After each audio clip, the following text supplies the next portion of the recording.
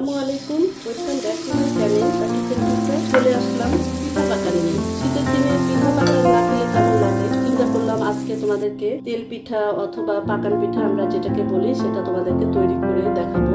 তবে আমার স্টাইলটা একটু আলাদা। হয়তো তোমরাও রান্না করো, সবসময় সবাই তেল পিঠা বানায়, বাট সবার কিছুটা বৈশিষ্ট্য আছে রান্নার। সেই ক্ষেত্রে আমি বলবো আমারও আছে। তো পাকান পিঠা অথবা তেল পিঠা বানানোর জন্য ফার্স্ট আমি চাউলের গুঁড়ি নিয়েছি।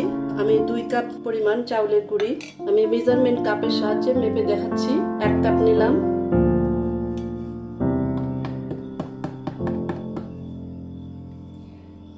হাফ কাপ চাউলের গুঁড়ি অর্থাৎ 1.5 কাপ চাউলের গুঁড়ি গেল এবং এর সঙ্গে আমি হাফ কাপ ময়দা মিক্স করব। এটাকে সুন্দরভাবে একটু মিক্স করে নিতে হবে, চাউলের গুঁড়ি এবং ময়দা। আমাকে হাফ চা চামচ পরিমাণ লবণ দিয়ে দিলাম।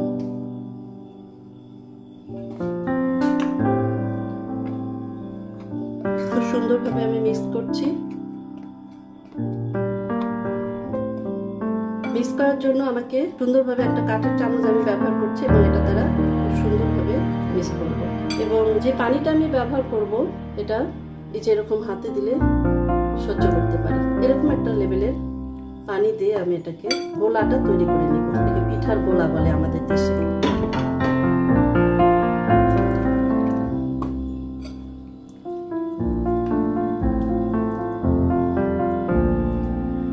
সুন্দরভাবে গোলাটা তৈরি করতে হবে। ইচ্ছা করলে তোমরা এটা হাত দিয়ে করতে পারো।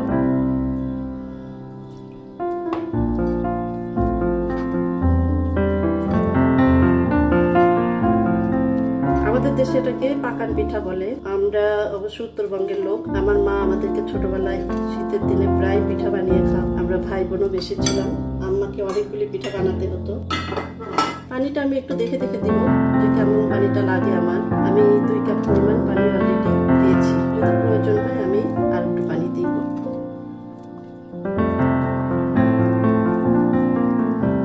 বৈশিষ্ট্যটা হচ্ছে যে আমরা সবসময় পিঠাটা গুড়, খেজুরের গুড়, কুশারের গুড় অথবা চিনি দিয়ে বানাই। তবে আমি এটা আজকে বানাবো মধু দিয়ে।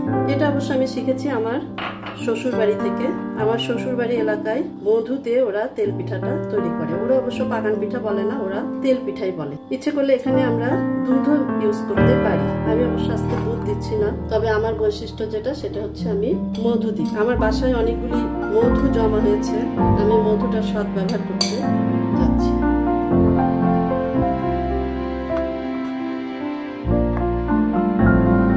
যেহেতু আমি মধু দিচ্ছি, থিকনেসটা দেখো আমার যে পিঠার, এটাকে গোলা বলছি আমি, এই গোলার কনসিস্টেন্সিটা দেখো জাস্ট এরকম।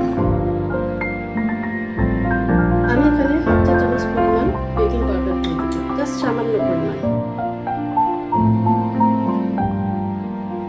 ইচ্ছে করলে যখন আমরা আটাটা মিক্স করেছিলাম তখন তোমরা বেকিং পাউডারটা দিতে পারো।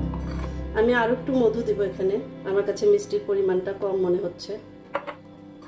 সামান্য পরিমাণ আমি এলাচি গুঁড়ো দিব। ইচ্ছে করলে এলাচির দানাও দেওয়া যেতে পারে, সামান্য 1 পিঞ্চ পরিমাণ। এটাতে সুন্দর একটা ফ্লেভার চলে আসবে, এলাচির ফ্লেভার। আর যেহেতু আমরা মধু ব্যবহার করছি কিংবা গুড় কিংবা যেটাই আমরা ব্যবহার করি না কেন, আমাদেরকে অবশ্যই খেয়ে দেখতে হবে যে আমি কি পরিমাণ সুইট খাবো।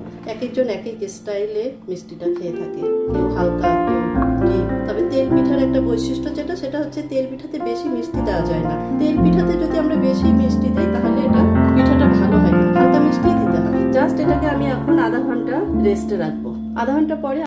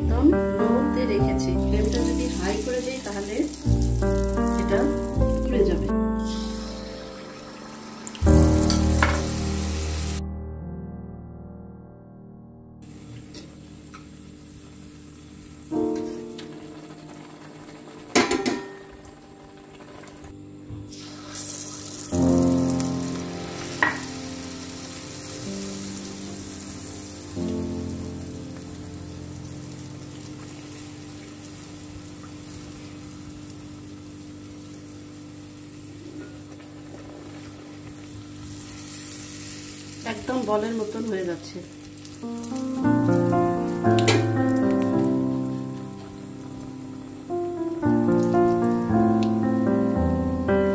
ফ্লেমটা একদম পড়ে গেছে।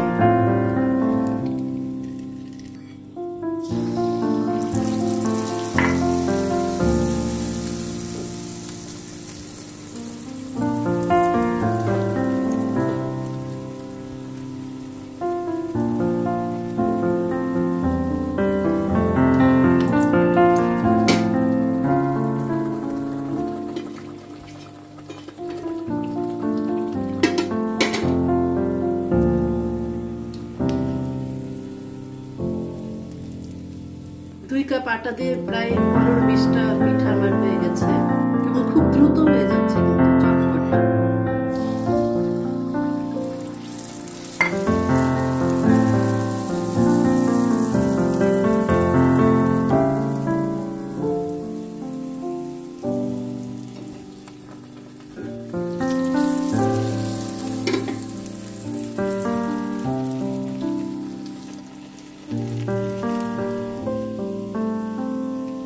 আমার পিঠাটা তোমাদের ভালো লাগলে লাইক শেয়ার কমেন্ট করতে কিন্তু ভুলবে না এবং অবশ্যই তোমরা বাসায় ট্রাই করবে। ফ্যামিলি মেম্বারদের জন্য, বাচ্চাদের জন্য, ফ্রেন্ডসদের জন্য। বিশেষ করে শীতকালে আমরা পিঠা পাকান খেতে সবাই খুব পছন্দ করি। আর পিঠা পাকানটা সবার হাতে হয় না, সবাই বানাতেও জানে না, যার জন্য আমরা যদি কাউকে পিঠা তৈরি করে খাওয়াই তারা খুব খুশি হয়, যথেষ্ট খুশি হয় তারা। এইভাবে প্রত্যেকটা পিঠাই তোমরা তৈরি করবে। এই যে দেখো কত সুন্দর একদম বল। এইভাবে আমি সবগুলি পিঠা আস্তে আস্তে তৈরি করে ফেলবো। তৈরি হয়ে গেল মধুর পিঠা। কত নাম তাই না? তেল পিঠা, পাকান পিঠা, মধুর পিঠা। আমি খুব মুগ্ধ হচ্ছি, আমার খুব খুশি লাগছে যে আমি এত সুন্দর করে পিঠা তৈরি করলাম এবং এই পিঠাগুলি তোমাদের সাথে আমি শেয়ার করতে পারছি না যে এত মজার হয়েছে খেতে। মধুর পিঠা দেখো, আমি তোমাদেরকে একটু ভেঙে দেখাচ্ছি।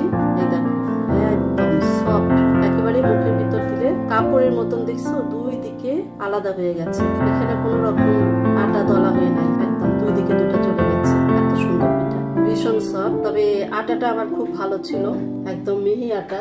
আটাটা অবশ্য আমি অনলাইনে নিয়েছি, আমার বিল্ডিং থেকে আমি নিয়েছি, খুব সুন্দর আটা। যাই হোক, আজকের মতন শেষ করছি। তোমাদের সাথে পিঠা আয়োজন আমার শেষ হয়ে গেল, পাকান পিঠা। নেক্সট টাইমে আবার নতুন কোনো পিঠা নিয়ে হাজির হয়ে যাব তোমাদের সামনে। আল্লাহ হাফেজ।